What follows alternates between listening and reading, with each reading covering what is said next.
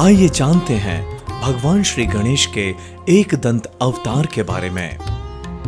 एक दंतावतारो वैदेहिनाम ब्रह्मधारकः मदासुरस्य हंता स आखो वाहनग स्मृतः।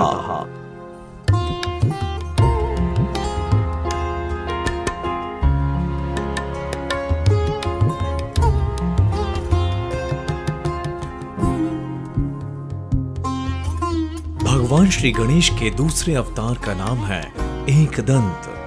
भगवान श्री गणेश का एक दंतावतार देही ब्रह्म का धारक है। वह मदासुर का वध करने वाला है। उसका वाहन मूषक बताया गया है। मदासुर नाम का एक बलवान पराक्रमी दैत्य था। वह महर्षि च्यवन का पुत्र था। एक बार वह अपने पिता से आज्ञा लेकर दैत्य गुरु शुक्राचार्य के पास गया। उसने शुक्राचार्य से कहा कि आप मुझे कृपा पूर्वक अपना शिष्य बना लें। मैं संपूर्ण ब्रह्मांड का स्वामी बनना चाहता हूं। आप मेरी इच्छा पूरी करने के लिए मेरा उचित मार्गदर्शन करें। शुक्राचार्य ने संतुष्ट होकर उसे अपना शिष्य बना लिया। सर्वज्ञ आचार्य ने उसे विधि सहित एकाक्षरी ह्रीं शक्ति मंत्र दिया। मदासुर अपने गुरुदेव के चरणों में प्रणाम कर जंगल में तप करने के लिए चला गया। उसने भगवती का ध्यान करते हुए हजारों वर्ष तक कठोर तप किया। यहां तक कि उसका शरीर दीमकों की बांबी बन गया।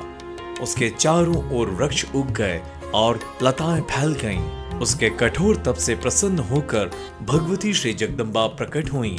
माता जी ने उसे निरोग रहने तथा निष्कंटक संपूर्ण ब्रह्मांड का राज्य प्राप्त होने का वरदान दिया। मदासुर ने पहले संपूर्ण धरती पर अपना साम्राज्य स्थापित किया। फिर स्वर्ग पर चढ़ाई की। इंद्रादि देवताओं को जीतकर वह स्वर्ग का भी शासक बन बैठा। उसने प्रमदासुर की कन्या सालसा से विवाह किया। उससे उसे 3 पुत्र हुए। उसने शूलपाणी भगवान शिव को पराजित कर दिया। सर्वत्र असुरों का क्रूरतम शासन चलने लगा। पृथ्वी पर समस्त धर्म कर्म लुप्त हो गए।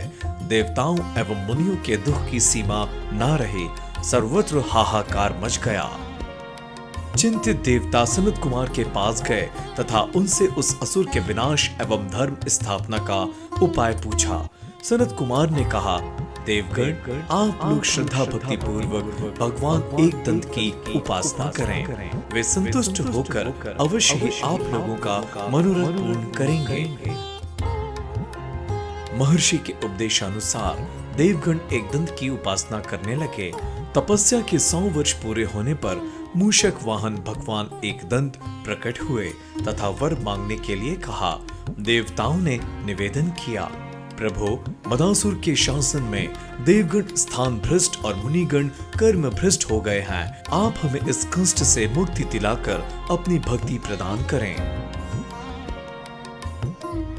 उधर देवर्षि नारद ने मदासुर को सूचना दी कि भगवान एक दंत ने देवताओं को वरदान दिया है।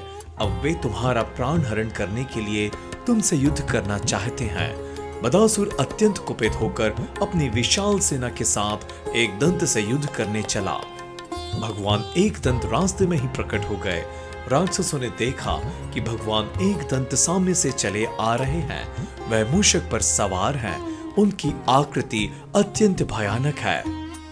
उनके हाथों में परशु, पाश आदि आयुध हैं। उन्होंने असुरों से कहा कि तुम अपने स्वामी से कह दो, यदि वह जीवित रहना चाहता है तो देवताओं से द्वेष छोड़ दे, उनका राज्य उन्हें वापस कर दे। अगर वह ऐसा नहीं करता है तो मैं निश्चित ही उसका वध करूंगा। महाक्रूर मदासुर युद्ध के लिए तैयार हो गया।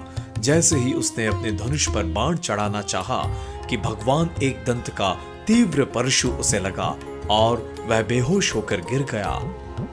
बेहोशी टूटने पर मदासुर समझ गया कि यह सर्वसमर्थ परमात्मा ही है। उसने हाथ जोड़कर स्तुति करते हुए कहा कि प्रभु, आप मुझे क्षमा कर अपनी दृढ़ भक्ति प्रदान करें। एक दंत ने प्रसन्न होकर कहा कि जहां मेरी पूजा आराधना होगी वहां तुम कदापि मत जाना। आज से तुम पाताल में रहोगे। देवता भी प्रसन्न होकर एक दंत की स्तुति करके अपने लोकों को चले गए।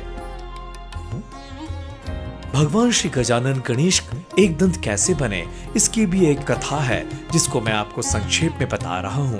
भगवान विष्णु के छठे अवतार श्री परशुराम भगवान शिव के मानसिक आवाहन पर कैलाश पर्वत पर पहुंचे थे, जहाँ पर गणेश गजानन जी प्रहरी थे।